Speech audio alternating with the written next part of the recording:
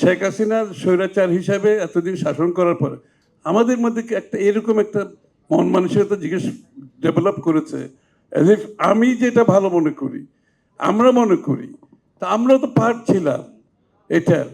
আমরা মনে করি আমাকে গণতান্ত্রিক অর্ডারে গিয়ে এটা পরিবর্তন করতে হবে, এইটা করতে হবে, সেটা করতে হবে, এটা না করলে এই যে রক্ত সব রক্তদের সব বৃথা যাবে।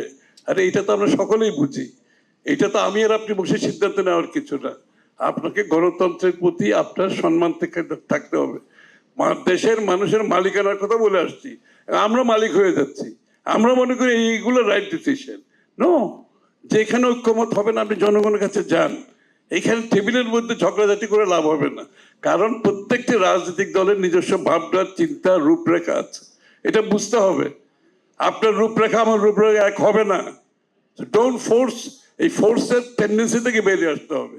জোর করে, জোর জবরদস্তি করে এইটা ভালো সেটা ভালো না, এইটা ভালো সেটা ভালো না, বাংলাদেশের মানুষ সিদ্ধান্ত নেবে।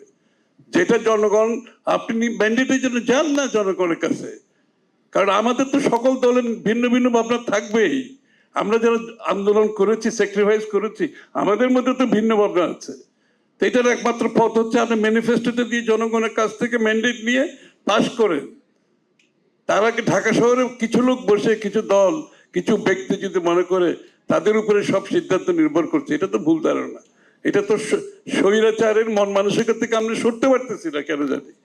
জনগণের কাছে যেতে হবে তো, আমরা বসে সিদ্ধান্ত নিতে হবে, এটা কোন ধরনের কথা হইলো? এটা ঠিক, ওটা ঠিক না, হু আর উই টু ডু দিস?